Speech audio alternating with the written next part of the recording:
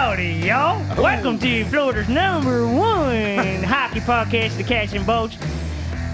3, 2, and 1. Hey, nice job, Ben. Nice job. Cowboy Ben Castro, everybody. Welcome to the Cats and Bolts podcast. As the man said, Florida's favorite hockey show and most viewed podcast. Thank you to our beloved viewers for making it such. Rod here, Sarina there. It's the episode we're calling our playoff preview. We have only one, as we sit here live. Yeah, baby. It's playoff time. We've been waiting all year for this. And we're live on YouTube, soon to be Spotify. Ben will read the viewers' comments as we roll along over the next 40 minutes or so, because Ben's going to be starting the clock shortly.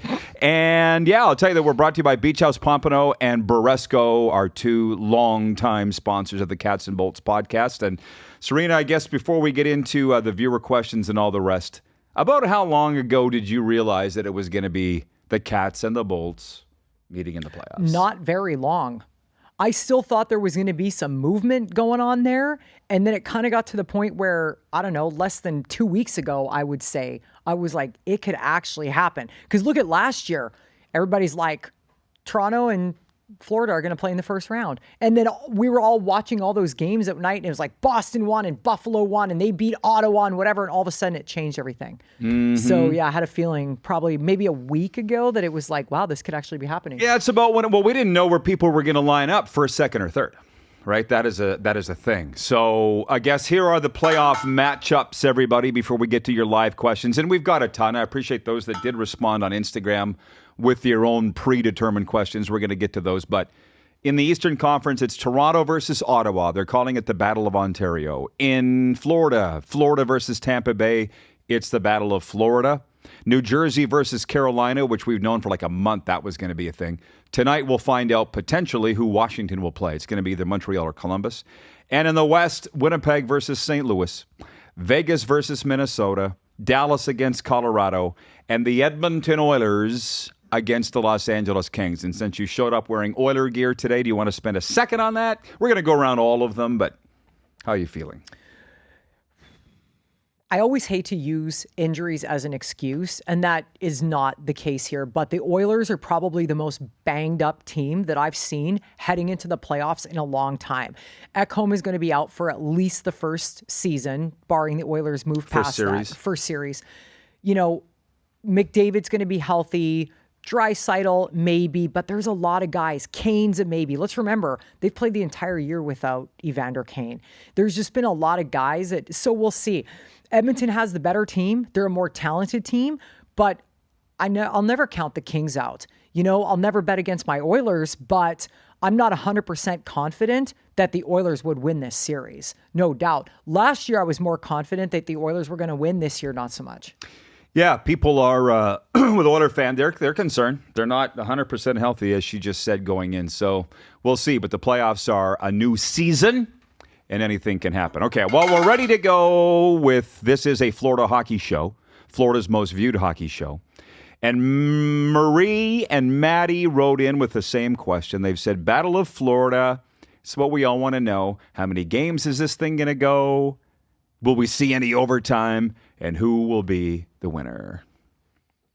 You want me to go first? Yes. Okay. Yeah, Benny. I have literally been thinking about how I'm going to answer this question all day. You knew it was coming. No, of course. And I knew we were going to talk about it. I have no idea. But I actually think the Panthers are going to win this series. Woo! Did you hear that, everybody? I don't know why you're cheering. This is a Cats and Bolts podcast. I'm cheering because you made a prediction. You don't like to do that. Will I be shocked if Tampa wins? No. Do I think Tampa... Did anybody expect Tampa to be a number 2 team in this division? No.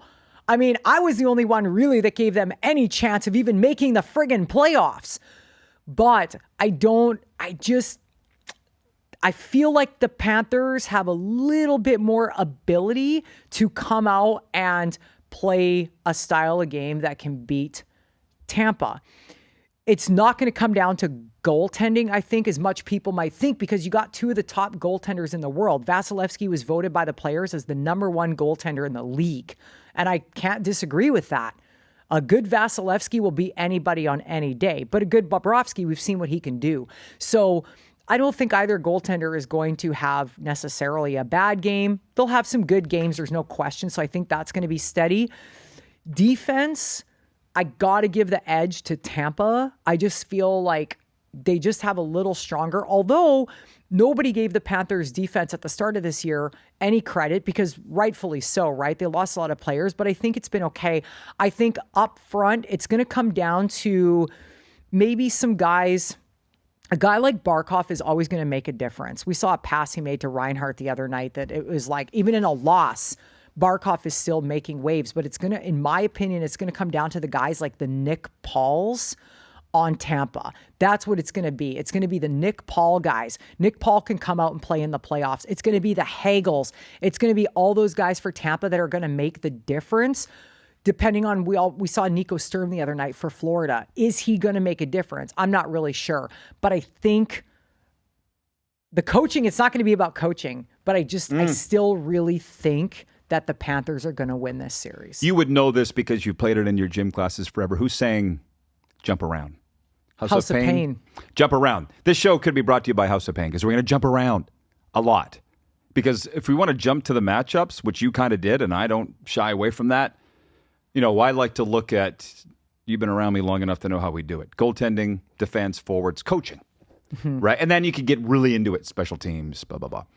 But it's a saw-off in most categories in this series, and I don't understand how the hell it only went 5 games last year. When you think how even they are.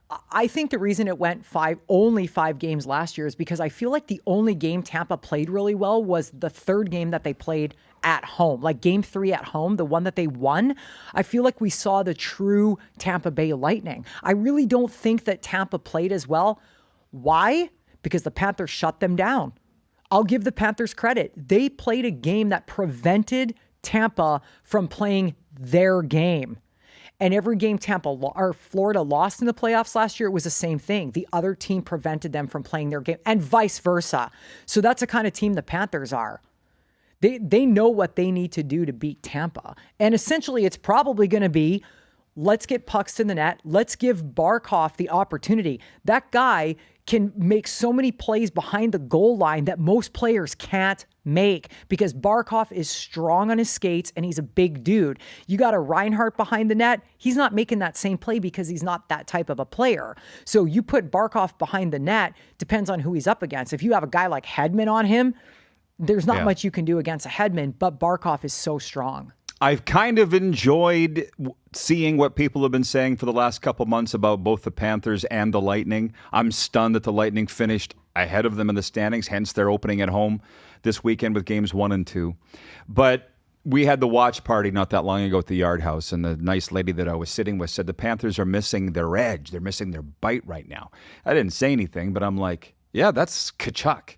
This is what you're going to see in this series is not what we've seen for the last 2 months. Tkachuk is their edge. He's their MVP, and they haven't had him. They're going to unleash him. He was on whatever the show on FanDuel Sports this morning saying that he's coinciding his return from injury for game 1 of this series.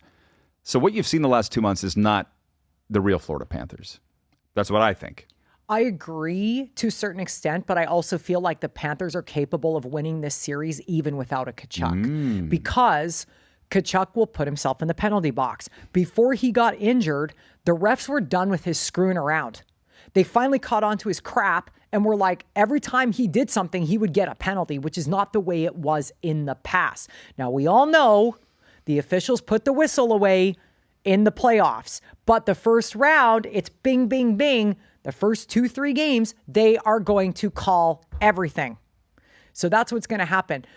I think Tkachuk, oh man, I almost said I think he's smart enough to know the difference, but I don't know if he is or not. But at the end of the day, penalties are always a big thing. I'm not going to come on here and pretend like I'm some genius and go, penalties are going to make the difference. Special teams are going to make the difference. Well, no shit. They always do. But it's going to depend on, how many there are, how many stupid penalties you take. There's as many stupid penalties taken in the NHL as there are terrible ref calls. And that's sad. It's probably about even. But Tkachuk doesn't really take stupid penalties in the playoffs. They've been to the Stanley Cup final the last two. He's a different player in the playoffs. Now, Brent, Brent from Wellington, Florida, writes in and he says, well, will the real Florida Panthers please stand up? We shall see this weekend. RJ says, Cats in 6. Happy birthday, RJ. It's RJ's birthday today. Happy birthday, Arj. You must have just logged on, Brent, because I was just saying what we've seen the last 2 months from the Florida Panthers. They haven't had Matthew Tkachuk. And for the last month, any given night, they haven't had Barkov. They haven't had Reinhart. They had missing the whole Lundell line the other night. This has not been the real Florida Panthers. For the last 2 seasons heading into the playoffs, the Panthers have not been a team that looks like they should win the Stanley Cup. Not at this time. No, yeah. Correct. That's okay. It is what it is. They were sitting guys to rest them 3 games ago or whatever it was. And all of a sudden they're like, wait a minute, we want home ice advantage. You should have seen the lineup on Saturday against Buffalo. The starting lineup, I think Sam Miskevich was on the starting lineup. I mean, it was like, huh? That's why I didn't go. And then the next game, you had your Verhaeghe, Reinhart, Barkov line. And me personally, I'm Barkov and Reinhart all day. I like Verhaeghe with them, but that's because I'm a Verhaeghe fan. It works well. Paul Maurice realizes when it's not, he moves Verhaeghe. It is what it is. Yeah, well, for those that just joined, we talked earlier about the matchups in this series. The goaltending pretty even. The forwards, Tampa by a nose. Tampa's a more exciting team to watch. Oh, absolutely. They just are. But that's not to say Alexander Barkov isn't a tremendous player. He just plays, he's not flashy. He's not making the highlight reels. Well, some nights, but it's rare. Not Kucherov is every night. Braden Point is every night. Hagel is every night. Right? They're more exciting. And the defense, I guess you'd have to give it to Tampa Bay, especially the Panthers won't have Ekblad till game 3. That's not ideal because he's been good for them this year. He's been okay.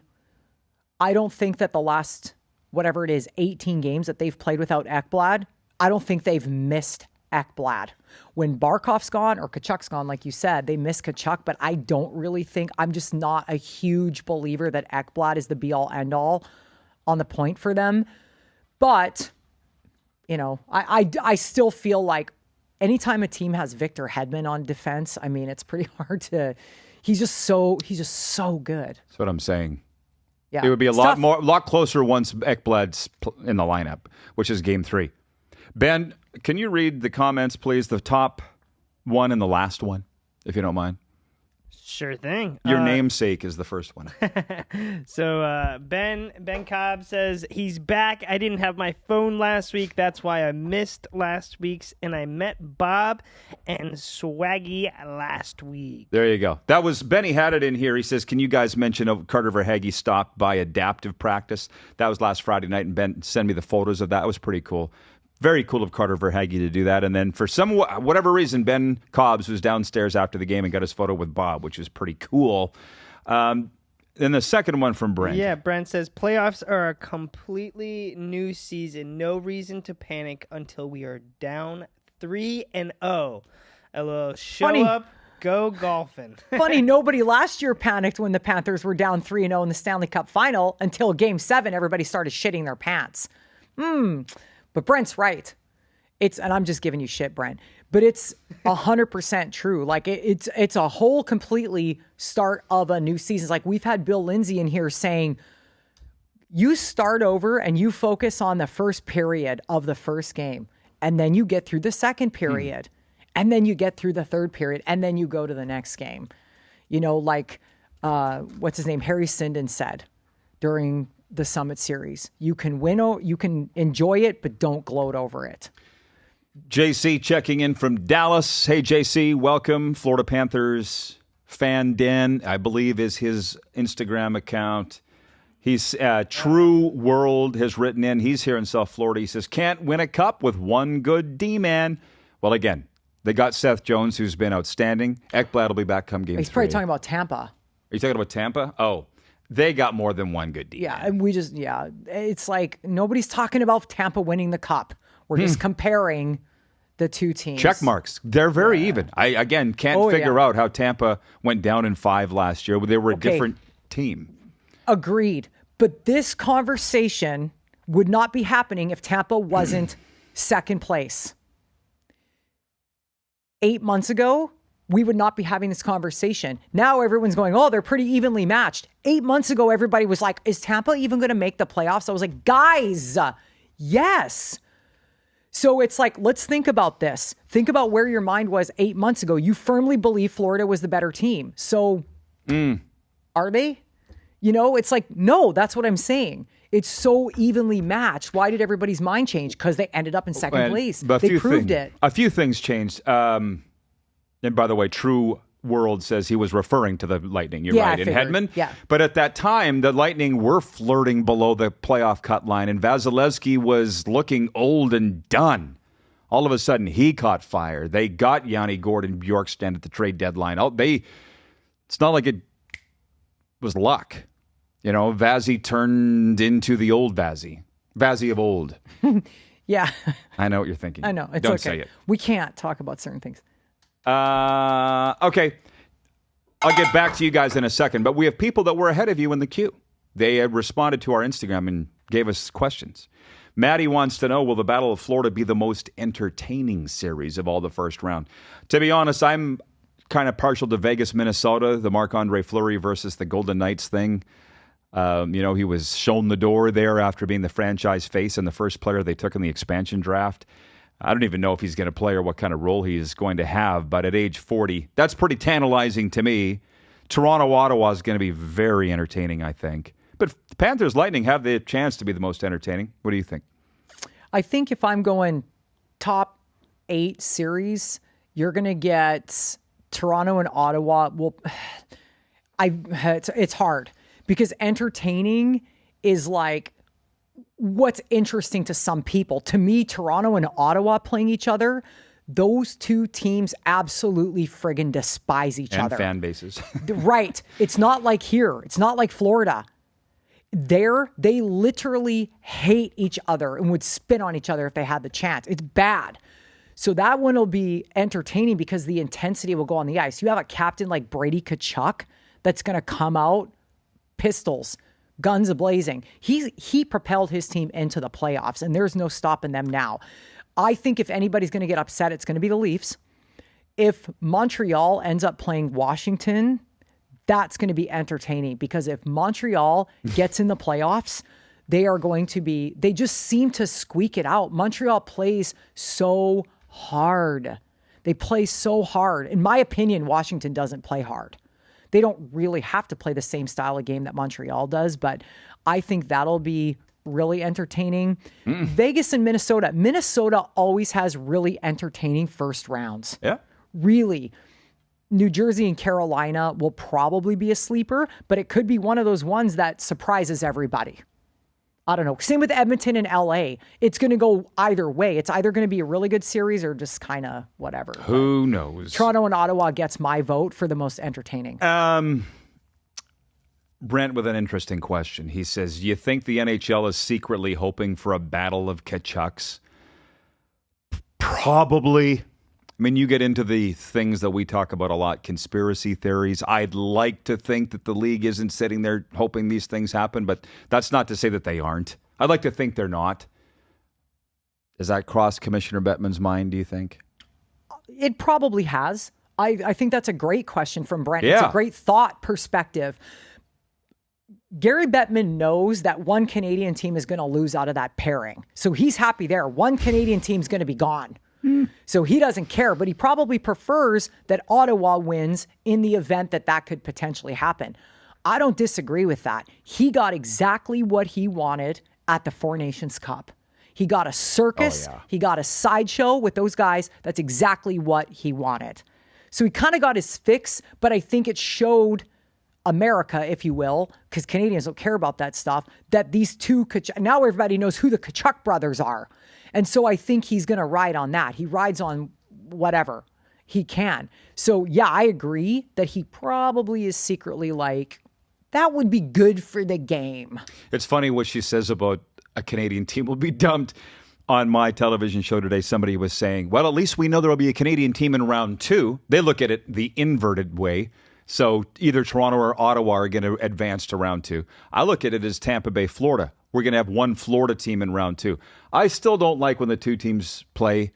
And a great example was Christmas when Kucherov kneed Tkachuk and the fan bases were fighting back and forth. I don't like that. It's probably good for the rivalry, though. Like, these two meeting each other are good for business, good for this podcast, good for ticket sales in both places. But I don't really like it. Do you like it when these two teams play, since you live here? I do like it, but going back to the Kucherov knee and Tkachuk thing, like, that's all been forgotten. Nobody even talks about it. And that's crazy to me because these two teams, Detroit and Colorado, still hate each other from something that happened in 1996. These two teams don't have that intensity. It's just not the same. It's not wrong. It's just that Well, how do we don't know what they're saying in their rooms, though. Do you think the players don't remember? I don't know. I'm just supposing. I'm sure I mean, they the do. media is clearly not bringing it up, and none of the fans were until I just did. But I've been thinking about it this week that happened. Yeah, because that's your mentality. Because we're used to that kind of stuff. Like, we watched Moose Jaw and Regina play. People don't. I remember things that happened 30 years ago. I'm like, remember when Moose Jaw did this? And like, people are like, yeah, those sons of bitches. But you don't think these players are any different? I think when you play junior hockey, you play for pride. You're not playing for money. It's not a job to play junior hockey. You're playing for pride. This is a business. Yes, it's intense. Oh, yeah. These guys guaranteed. They're like, I want my team to win, and I'm not going to forget what that SOB did to my guys. But nobody's going to go out and take Kucherov's head off. They know better. It's the playoffs. It should have been done already. Mm-hmm. But but again, the league is so, let's penalize everything. It's like, you can't do that stuff anymore. What happened the other night against Buffalo? Gadjevich hit, I forget who Gadjevich, just ran over him. Crumpled him at center ice, yeah. Zach Benson, who is like 8 inches shorter than Gadjevich, comes flying in there. Good Canadian kid, 2 of them, good Canadians, banging each other, whatever. I was like, something's going to happen here. And there was like 2.5 minutes left in the second. They're talking about Gadjevich upstairs. I go, he's not going to see a second of the rest of this period. Trust me. He's going to be on the bench. But he'll come out in the third. They'll settle it and everybody will be happy. What happened? Gadjevich came out. Alex Tuck, bless his heart, not a fighter, stood up to Gadjevich. Fought. It was done. That's the way it used to be handled. Yeah, It's not anymore. No, It's like, It's not handled. Who the hell's Kucherov going to fight? Kucherov ain't fighting nobody. Well, I'm sorry to interrupt, but it just reminds me of Rempe the other night, talking throwbacks. Oh. I see why he's on the Rangers. He was their best player the other night. Rempe embarrassed Nate Schmidt. Not once, but twice. He beat him to the puck in his own zone. And also made a play on the game-winning goal or the 5th goal. Banging and crashing in front of the net. People get at Rempe, but he's a great hockey. He's been playing great hockey. And I'm like, he just outskated your defenseman embarrassingly. Yeah, Rempe was unbelievable. I was stunned at I how know, good he was. The first time I'm like, what am I watching? True World says 2 things. He says, you're playing to be noticed in juniors also, and that's true. And he says the Tkachuks aren't allowed to really battle by their mom. You know that story, right? She doesn't want them to fight. I mean, we talk about this though, stupidest clearly. shit in the media. Who cares what the Tkachuk brothers' mom thinks? Literally, how is this even a story? Well, when you say they're not allowed to battle, I don't even know. They're not allowed to battle each other because their mom doesn't want them to. Yeah, he's saying about with each other? Okay. Yeah. Bure 1096, that's Nick Fairbanks, who sat on that chair a couple of weeks ago, did a great job co-hosting. He says, who will be the X factor in the series? And if it's not the usual X, who will be GHIJ? I.e., if the goaltenders are a wash, right, and the captains are a wash, and the coaching's a wash, how far down does it go? Really good question. You said yourself, you mentioned Gadjevich the other day. Do guys like that have a bearing? Like Lomberg last year didn't play in the playoffs. They're crash and bang guy. I don't know who it'll be. Maybe Seth Jones. It's a really good question. That's where I was talking about the Nick Pauls of the world. The Nick Pauls, like the Yanni Gourds, and for the Panthers, it's going to be guys like, again, depending on how well Nico Sturm plays, because it's still kind of too hard to tell. He's kind of like Okposo was last year. You don't really know what he's going to do, but yeah, there's always that unsung hero in all of the playoff rounds in the first round and whatever. There's always that player that kind of stands up above, but I think Paul Maurice is going to take the first couple games, feel out who. Here's the thing about Florida starting on the road. They don't get last change, but he's going to be able to go, okay, I don't have the pressure of starting at home. Let's get these guys calmed down. It's not a lot of travel. Let me kind of feel out who's going to bring their A game here, because it does take time to feel it out. It's the same team, but it takes time because he's not going to be messing with lines like he did in the regular season. JC in Dallas says, I think this series will come down to goalies, special teams, third and fourth line scoring. True World says Reinhardt and Samoskevich will be doing things for F1. Is that what you say, F1? For Florida. Sorry. I'm going to get my glasses cleaned. Maybe I should have been reading those. Well, it's not a capital L, so I wasn't quite sure what he was saying. Yeah.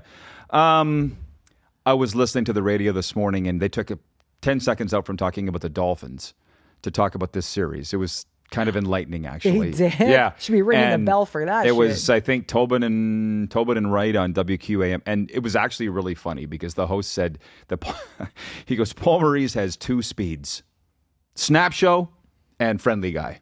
Nothing in between. And I actually laughed out loud. I was at a red light. It's funny, but how would he know that? He's clearly following it. How else would he know? I mean, he doesn't go to the games. I know that. It's just funny. Yeah. He's pretty calm, though. That's what I'm saying. He's either very calm or losing his mind. Yeah. The one thing about him is he doesn't really lose it too often. He's a composure guy. I don't know. I just think he's more composed. Yeah, well, I love both these coaches, which incidentally, stuff that nobody cares about but us. In that athletic survey of the players this year, the two best, the coaches that the players want to play for the most, John Cooper and Paul Maurice. That says so much to me. Well, I agree. It's probably, again, because they're both very mild-mannered in the situation they're in. You know, you look at a guy like John Cooper, we saw some of the stuff that they showed at the Four Nations Cup in the dressing room, and just the way he spoke to the players, he can get them to listen. He speaks from the heart. He speaks intensely. And, you know, Paul Maurice is the same thing. So guys are tired of working for the Tortorellas of the world now. They don't want to get screamed at every time they think about the coaches we've seen, and we're not going to name names, but we've seen coaches that we've even experienced personally in junior hockey that they should be in jail. It's a fact. It's terrible. It's terrible. And again, it goes back to this being a multi-billion-dollar business. Guys are making millions of dollars to have some head coach who makes a tenth of what they make give them shit about something. Like, there's a matter of respect, but they're just not going to put up with it anymore. And I don't blame them. Look why Mike Babcock doesn't have a job anymore. The stories still keep coming out about the way Mike Babcock treated people.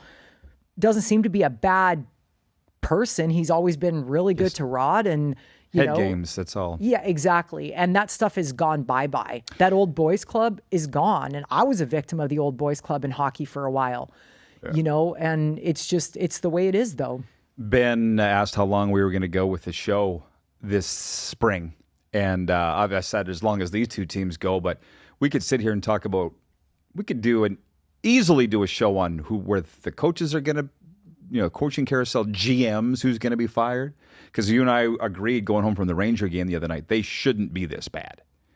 New York. Somebody's got to go there. Yes. If you look at the general managers, I'm pretty sure Doug Armstrong is the highest paid general manager in the National Hockey League for St. Louis. Look at what he did with St. Louis. Let's be honest. St. Louis won a Stanley Cup, and I think it was Doug's first year there. And now, that team has no quit. And I'm very impressed with the way St. Louis has never really cracked and folded. And there's a reason Doug makes the money he does. There's a reason Kelly McCrimmon makes the money he does in Vegas. It's worth it. But like, Kelly's been around there for 8 years, 9 years, whatever. Doug's been in St. Louis for 4 or 5 years, whatever it happens to be. But you look at Edmonton, it's a train wreck. It's a train wreck. I have Detroit fans going, haha, you suckers took Ken Holland off of our plate. And the other people going, why the hell did we get rid of Ken Holland? And I'm like, I don't know, but we need to get somebody that stays. Someone that stays. Like Bill Zito, he's staying. Mm-hmm. Continuity. That's right. That's the difference. And so who's going to get let go like the Rangers? Ooh. That's a Just saying. That's what the Canadian shows do all summer. No, correct. Well, right. Because people want to listen to that. Yeah. All we watch in Canada in the summer is the Blue Jays and then hockey talk. You turn on SportsCenter, it's Blue Jays, and then it's hockey. And some CFL. Yeah. Oh, yeah. And the CFL. This is going fast, so we're going to have to wrap this up quickly. But Brent has just said, Brent from Wellington, Florida. Do you want to read that? It's the second last comment on the screen, Ben. Sure thing. He said... We're just trying to keep Ben awake. Yeah. Is anyone else excited to see Benny, Tkachuk, and... What does that say? Marchand play together? This guy is... Exclamation mark. Yeah. So here's the thing. Brent's the guy who said, will the real Panthers please stand up? We haven't even seen that line since they got Marchand. And Tkachuk's been hurt. This is going to be it will be an entirely new Panthers team in the playoffs. I think that's a good thing when they get this line together. Yeah. Honestly, I'll be shocked if the three of them play together the whole time. You can't have all bang and crash guys on the same line. You know, like you need to have, sure, they'll maybe try it, but I don't know. A Sam Bennett guy is a guy that, in my opinion, if it was me just for shits, I like Verhaeghe with Reinhart and Barkov, but having a guy like Bennett out there with Reinhart and Barkov, I mean, man, that's incredible. And I think Marchand's going to be a good third line guy for them. But I see, Tkachuk will probably be on the second line when he comes back. Like, I don't think they're going to play together. Like, they're just too much alike. I agree. When they got Marchand, it was some hockey meme said, can you imagine these three together? Yeah, the rat line. But the Panthers never, ever said they were going to do it. Yeah, it was like the rat line joke or whatever. Which is funny. Yeah. I'd love to see it. But listen, it would be something else. Okay. Brent says, I'll bet a lunch on it that it's going to happen. True World says they're practicing now together. Well, we're not saying it's not going to happen. Yeah, I'm just saying it was, I want to say it was like Matthew Barnaby or somebody said, can you imagine these three together? Yeah, it was the rat thing. It's not going to be a staple. Okay, Ben, I feel like you need to read this and then we're going to shut her down for the day. JC's comment. If you shut go her up, down? Oh, we can keep going. These people want to rock. Listen, get the comments going and we'll sit here and do it. Yeah, we'll keep going. JC, fourth from the bottom. If Panthers sweep, Ben has to shave. Oh, you don't like the beard? You don't like the beard? I feel like it needs to be something a little more difficult than that. Both Sarina and I have predicted that the Panthers will win. So yeah, how come? Where do I gotta get the at downfall? least he threw like a very big hypothetical out there. But can you imagine if you shave that, like how white you'd be from here to here? Oh, I'm like a baby face. I look like a whole different But person. you said you were going to grow it really long and then do like a pomade thing. I decided. I was looking too homeless, so I decided I had to trim up the beard. You still are looking very colonial with your Abe Lincoln hair and your beard and stuff here. Did you have a beard when you worked at Palm Beach Bagel? Or what was it? Second Avenue Bagel? Yeah, I had a beard. Always had a beard. Okay. Back to hockey. Playoff beard. Ben's got his playoff beard already. Colin in Ottawa says, Drury is going bye-bye this offseason, Rod. No way the Rangers should have missed the playoffs this season. Listen, you never know. And you watch my daytime show, Colin. Elliot Friedman was on NHL radio saying, hey, I'm supposed to be an insider, but I have no idea what the Rangers are going to do because their president is so erratic. James Dolan. So if Chris Drury keeps throwing coaches under the bus, they'll just fire Peter Laviolette and hire somebody else. That shouldn't be what happens, but I wouldn't be shocked if that's what happens. I think when Gerard Gallant went there, everybody was like, yay, the savior. And they were not bad. Everybody thought they were going to win the Stanley Cup and whatever. They had a great season. And then all of a sudden, Laviolette here, and now it's his problem. So same thing with Edmonton going through general managers. You can't go through head coaches like that. Drury was actually in hiding the other night here. What are you going to say? Say less. He was hiding. He was there. No, but here's the thing. She gets it. We don't sit together in the press box, but we're watching for similar things. So I wanted to see what Rangers personnel showed up, and how visible they were. Sam Rosen's like the only guy that was visible in his last road game. But like when the Leafs show up, there's a freaking army. Shanahan's here. Tree Living's there. The Flames had like 30 guys. You know what I mean? And the Rangers just came in. Yeah, they skedaddled. They were there. Drury was in the I'm just box, saying they didn't hang around and visit or be seen. It just tells you certain teams do exactly that. Hang around and be seen and visit, and others just hide. That is a really good point. Some of the general managers will come out and chit chat and whatever. Like Bill Zito's the guy that will come out during the first period when nobody's out there. He'll grab some food, grab some drink, go back, whatever. I don't know if you were standing beside me when Barry Trotz got off the elevator that one day. The general manager of Nashville gets off the elevator, walks straight up. I thought he was going to say something about our mutual Regina Pats as he was the captain. He's like, do you know where I can get a coffee? yeah. He does. Barry Trotz is very open. He doesn't. He's care. very down to earth. He's, where can I get a coffee? Yeah. So is Kelly McCrimmon though. He'll just come out and hang out. And Ken Holland was actually really good. Ken Holland was always out in the thing. True. Yeah. Dougie too. Doug Armstrong. I don't think Holland wanted to be around the other Oiler guys. True says, how long are your podcasts? Well, we're over time now. No, we're not. So, we've only been like 35 minutes. It's not like we've never gone longer than 35 minutes. I don't care. You got somewhere to go. As long as you guys keep asking us good questions, we will talk. We will actually let's. Raj had to share a funny story with me this morning, and just when you forget how Canadian people can probably call that up. You want me to pull it up? So Rod says, "Do you want a good laugh?" And I was like. Now what? Who doesn't need right? Yeah, I'm like, oh, what is this going to be about? Who knows? He's like, let me pull up the latest story from the Canadian press coming out of Montreal. Well, here's the very latest. This isn't even the Montreal one. This is the very latest. Wait, okay. From the Canadian Press Newswire, Ontario Premier Doug Ford says he hopes the Canadian team wins the Stanley Cup, but he really wants the Maple Leafs to do it. The Leafs keep it on her. The Leafs are set to face off against the Senators in the playoffs for the first time in more than 20 years. Ford has lived much of his life in Etobicoke, Ontario, the inner Toronto suburb, and grew up watching the Leafs. That's one. Okay, well, and that's, by the way, that's probably the top story in Ontario. It's the top news story. Okay, I'm sorry to interrupt. Continue, and I'll find the one you were laughing at. But this morning, Rod's like, and I said to him, I go, when you don't live in Canada anymore, you kind of forget some of the things that are common there, but are just so random. So if Rod doesn't find it, I'm just going to tell the story. I typed in NHL and there's a lot. Oh, here it is. He had to scroll back an hour. Yeah, well, there's a lot of NHL coverage, obviously. Okay. Placeline, Montreal. Politics is bowing to Canada's most popular sport as the French language leaders debate was abruptly rescheduled to minimize a conflict with a Montreal Canadiens hockey game. Two federal party leaders had called for the Wednesday evening debate to be moved out of concern that the game could siphon off potential viewers.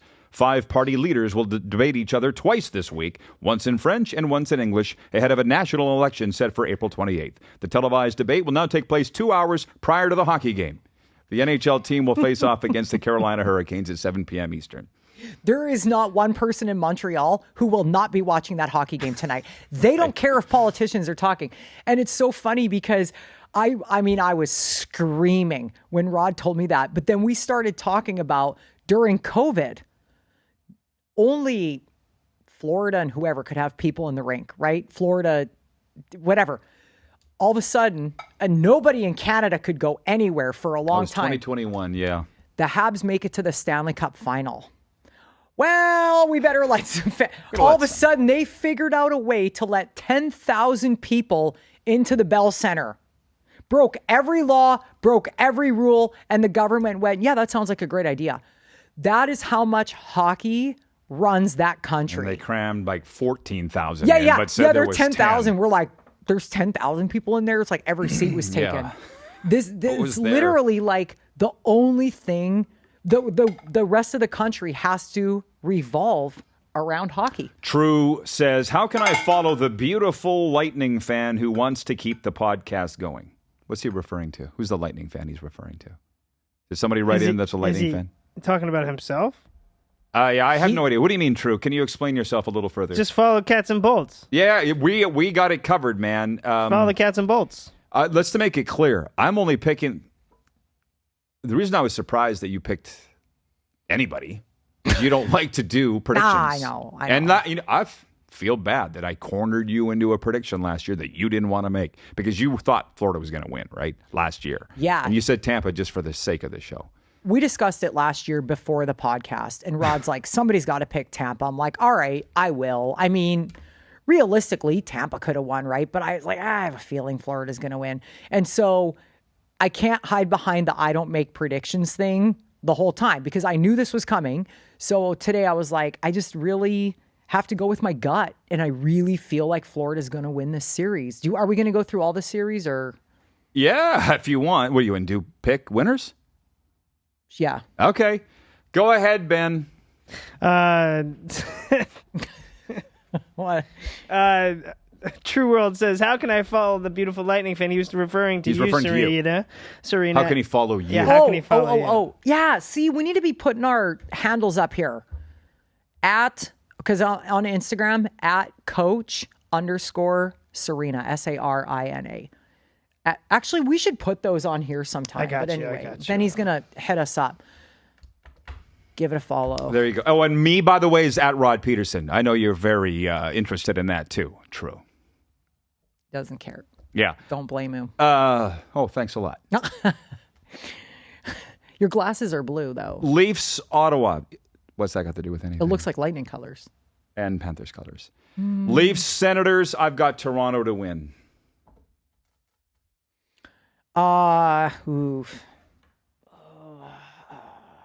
Here's the thing. The one thing I'm sure of is the Leafs are going to shit the bed in one series every single season that they make the playoffs. Is it going to be this one or is it going to be the next one? I don't know. I'm going to go. The Leafs will probably win, but just for fun, I'm going to pick Ottawa. I'm writing these down. Yeah. I'm not that great at these things. I'm really not. The Leafs should win. Jace, you picking Ottawa? Yeah. JC, please don't, or we're going to be here Uh-oh. till Christ becomes a cowboy. He says, with X amounts of cups in Florida, 5 straight Stanley Cup appearances, and potentially another, clearly we still don't get credit for hockey in SoFlo. What will it take for Canadians to take us seriously? Are you just letting me take it away? You asked for it. I think the reason, and I'll be like dead serious here. I think it's not that people don't watch the teams. Canadians don't typically watch the teams here because they don't care. They don't have any skin in the game. I remember growing up, I was a big fan of Jay Bouwmeester. So I'm like, I'm going to watch Jay Bouwmeester in Florida. Wasn't that exciting. Didn't really watch a lot of games. Didn't really have the ability to watch a lot of games. Now there's all these things like in Canada, they have to have center ice. They don't get ESPN Plus. But Floridians don't grow up playing hockey. They don't grow up with it in their blood. They don't have the government changing the thing to accommodate a hockey game, a regular season hockey game. And it's just not the same. It's not the same. Wow. And I think Canadians just look at it like it's not in Floridians' blood, and it's not about how many people play or whatever. But I see the kids that play here, it's not in their blood like it is at home. I was watching Prince Albert and Medicine Hat are playing in the playoffs. And Prince Albert had a full salute send-off, fire trucks, ambulances, cops, sirens. The fans are waving the team out of town on their bus. That's how much people care about hockey there. The second the season's over here, nobody cares. Even the media in Florida doesn't take hockey seriously here. So Canadians are just never going to buy. It doesn't matter how many cups you want. It's not like there's any Floridians that play on either team. So that argument is, I hear what you're saying, but you don't understand what it's like. Canadians come here and they're literally like, Floridians, like, they just don't care. They don't. Well, they haven't, and so to My take on that is slightly different in that, number one, just stop bitching about it. I thought the Panthers winning a Stanley Cup would cure that chip on the shoulder of the fan base, and it hasn't. Two, JC, you said this show is helping make this a legitimate hockey market. So that's cool. She just said the media doesn't care, and they don't. We go to the games and the press box is largely empty. And the second the Marlins open spring training or the Final Four for women's basketball is in Tampa, everybody skedaddles to that. That's just what it is. What she's talking about with those send-offs in Canada for junior hockey, they do it here for college football. Just flip them. This will never have that. It'll never happen. Okay? You have it for football. High school football, college football, pro. You're nodding your head that you would agree. It's never going to happen. Yeah, it's okay. Yeah. It's okay. What I want to know is, like, I've lived in Southern California and South Florida, two places where the fans get that chip on their shoulder. Like, how come Canadians don't take us seriously? Because stop trying to be that. Exactly. Stop trying to be something you're not. Yeah, it's not bad. It's okay. But it's like everybody just gets so, like, everything I say on this podcast, people just rip me apart. I'll say something like, if an American-born player is a baby, they're like, oh, of course she said that because it's American. Like, holy crap. I mean, if the shoe fits people. Not everybody does, though. The other night at the game, Randy Tappan, you would know him to see him. He's that former Marine. He likes a lot of our posts and stuff. I saw him with a beard. I saw your picture. He goes, Sarina's right. He goes, I only follow the Panthers. He goes, I'm from Virginia. I didn't grow up with hockey, but he's a season ticket holder. He goes, I love the Panthers. He went to Finland for the Global Series. He goes, but I don't watch other NHL games. She's right. He goes, so she was not wrong. He's like, she can say what she wants. I'm not upset. I appreciate that. And also for the record, was it JC, sorry, that asked that question? Yeah. Thank you for asking that. I always want people, I don't ever want people to feel like I'm just spouting off and attacking the fans. I'm glad that there's fans here. But let's be honest, 3 years ago, there wasn't anybody in the seats. And we go to games here and like, it's a sellout. Sellout my dick. There's like 18,000 people that could be fitting in that rink and there's 15,000. Like, it's a sellout technically, but I don't know. We could go on about this forever, but it's just, it's not I don't want it to be an argument, but you're just never going to see it the way we do. Well, and JC, we got to get you in here at some point, or I'd love to meet you. Maybe if we end up in Texas sometime for a visit, maybe go for a coffee. But he goes, just hearing how the Canadian media refers to this organization, and yes, we are very bad, couldn't give tickets away, but no recognition to what Zito has done. Listen, the Canadian media are snobs. Who cares what they have to say? You know what I'm saying? Well, but also, they're elitist. Yes, they are. But they don't care about the Florida teams. No. They've got enough to cover in their own. And that, if you're referring to that picture that somebody posted about, oh, there's nobody in the stands. I defended them. Rod defended that. I know what it's like. I'm like, guys, it is what it is. You know, people aren't getting into the rink. It was like that in Los Angeles too. Downtown LA, there's a lot of traffic. It's hard to get into the rink.